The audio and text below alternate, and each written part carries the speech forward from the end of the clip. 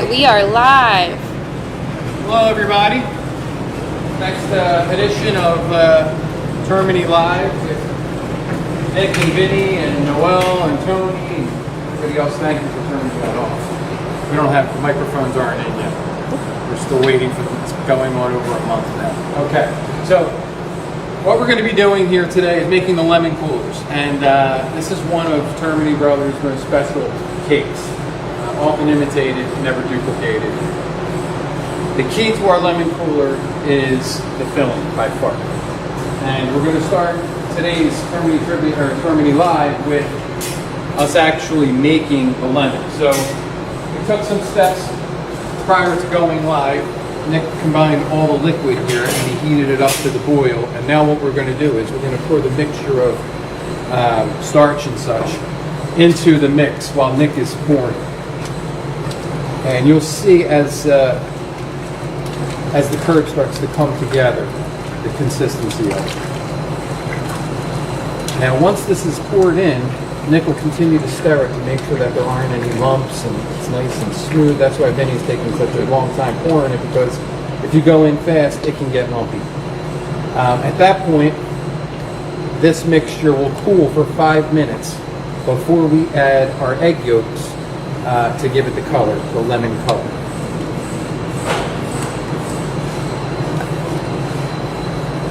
This is where you burn somebody you don't like. Splash them with the lemon. We've all been there.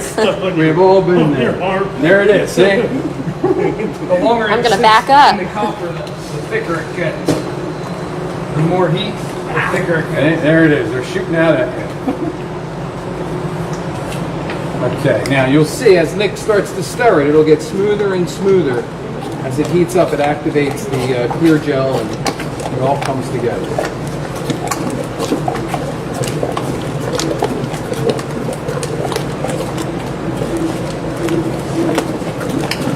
You want the perfect consistency. If it's too thick, it's hard to apply to the lemon cooler. If it's too thin, then it sandwiches out. It's a big mess. So you have to have the proper amount of heat, with the proper amount of cornstarch. Nick, pick up your spoonful. Okay, and the egg yolks will add the color that will give it the lemon color.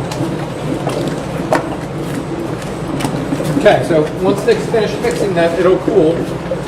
What's going on here is that Noel and Tony are trimming the Italian cream cake sponge cakes that were left over from our Italian cream cake dough, and they are hand grinding it into the crumbs that will coat the lemon cooler. Again, this is one of the things that's unique to us, and this is what makes our lemon cooler so special, is that it's a flavor that only we can create.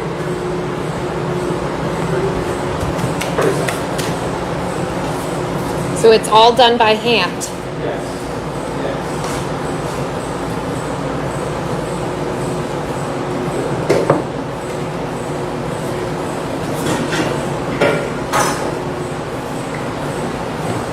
Okay, as Noel and Tony are grinding that, what we're going to do is we're going to start cutting and filling each cake. You can see there's no machinery here outside of our hands, which is a positive thing and a negative thing. So it's a little inconsistent because we're dealing with our eyeballs and not a machine. But there's a beauty to that as well. And that is not everyone is exactly the same.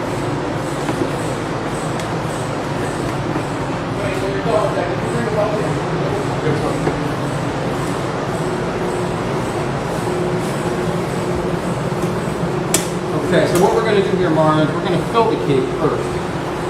We have to work pretty quickly because the temperature has an effect on the actual cake. When we go to pick it up, if it's too hot, it's very difficult to pick it up without cracking. So we're filling this in with the lemon curd. This is the cold version of what Nick just... Go ahead, Tony. What Nick just cooked over there. This was made yesterday and it's nice and cold. So the curd gets sandwiched in. There you go. Tony's closing up the cakes, and then they will be hand coated with the lemon curd as well.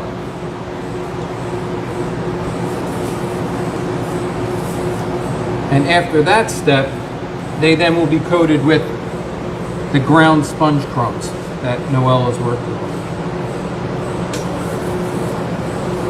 How long have we been making this cake for? How many Oh summers? geez, this goes way back. Right, Ben? Vinny and I were kids. I mean, I think a baker in the early '80s. Maybe Joe introduced Sanchez. This was Joe Sanchez. This was a Joe Sanchez cake. Tommy McWilliams used to make this too. He used to make this with them. And then John Kawash, he was another one. We used to work with John.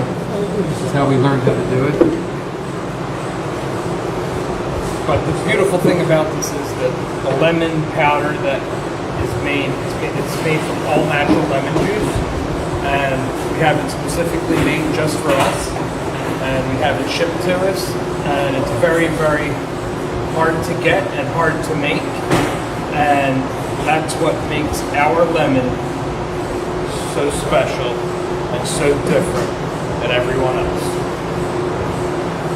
It tastes like pure lemons. When you open that bucket, you can smell it, like on the other side of the room. Like it's Nick, you're not being loud enough. You need to speak up. okay. We need to speak up. He's, We don't have any he's microphones feeling here. the passion. Go ahead, Oh, Marius. cool. Put the eggs in. You got to speak up, Nick. Make sure you're yelling as you're telling people We're what to putting do. we're putting the yolks in. So we used all Wow. these are all pasteurized egg yolks. They're so orange.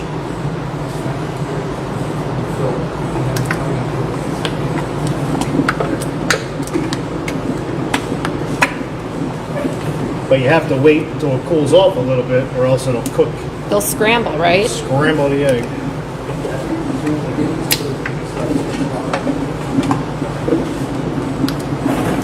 Does the copper pot make a difference with this compared to like if you just used a regular? Chester copper pot. Well, okay, you know what I mean. The one and only It copper gives pot. it more even cook. Yeah, so these copper pots, they're hard to come by. You don't find these copper pots anymore. This is like a very special pot to us. It's been in our family for 100 years. But beyond it being sentimental to us, it does cook our fruit very even and consistently. Because it's such a good conductor of heat.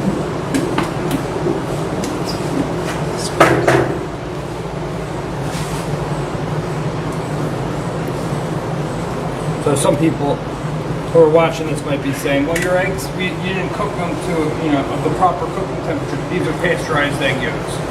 So we get away with it. We were using fresh eggs that were not pasteurized, then that's a whole different story. Joe, can I come over to you? Sure. Okay, so I got to move a little faster because I'm sensing that the cakes are getting a little soft, which is going to be a real problem when we go to pick them up. So what I'm doing is I'm getting the curd here and we are coating the entire cake in the lemon so that when we put the crumbs on top, it'll stick properly and you will have your finished product.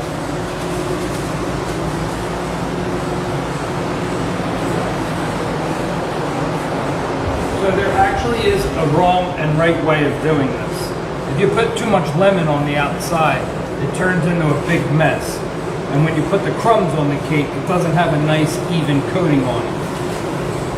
On the flip side of that, if you don't have enough lemon, then the cake will end up being dry and the crumbs won't stick to it well, and it won't be a nice coating for the customer when they actually go to cut it and eat it.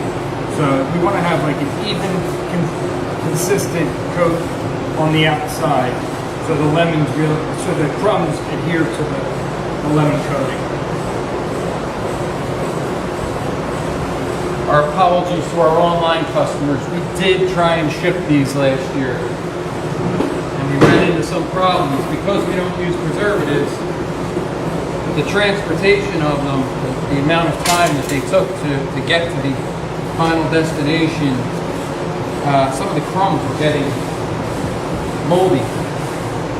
So we had to nix the whole idea, but we're still working on it. Nick, what are you doing over there? I'm putting the crumbs on the cooler. I'll come over to you.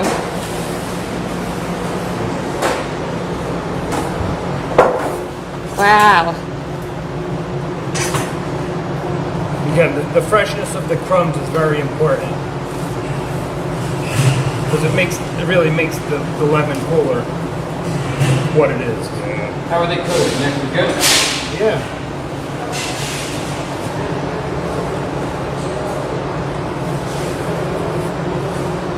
Communication is very important as well. You know, if something's not right, or if the lemon's coming on or something of that nature, Nick needs to tell me right away so that I can make the adjustment in how I'm applying the lemon. Yeah, like there's like a mold spot.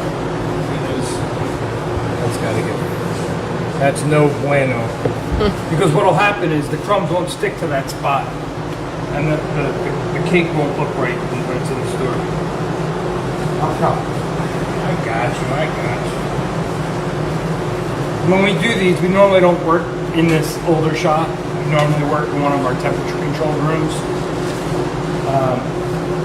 Because the cake starts to get softer and softer in the hot room. And the last thing you want to do is break the cake. Once the cake is broken, like, we can't use that cake. Lunch. You can't sell that cake. So you are against the clock, especially with this temperature. So we only have this item for the summertime, correct? Yes, this item starts the day after, or the weekend after Easter, and it pretty much ushers in our spring line, and it continues until Labor Day, and that's it. After Labor Day, we're gearing up for the holiday season, and the lemon cooler goes away. We then move to the Jewish apple cake. Okay, so if anyone's planning on ordering these for 4th of July weekend, tomorrow's the 4th of July, we strongly suggest that you place an order because they do sell out very quickly, and we only make a limited amount. So you could place your order online through www.termini.com, retail pickup section, and then you'll be all set. But we are going to be very well stocked at all of our locations. Just a reminder, everybody, that Reading Terminal is closed tomorrow for the 4th of July holiday. As is Comcast. As is Comcast. That's our Comcast section. Comcast. Well, damn, they look good. They look so good. There's Addison. Feeling good always for a customer. Say hi. We fill all our cannolis as they're sold. And that's what she's doing. All right, guys, you ready? You want to top these? All right. All right, so this is the finished product. What do you think, everybody? It looks Does it look so good? good. All right. Thanks for joining us once again. And the next Facebook Live will be in 2 weeks, and I think we're going to be doing cannoli production, which is pretty cool. Definitely want to tune in for that. So happy 4th of July weekend, everybody. Nick, Vinny, Tony, Noel. Thanks for joining us.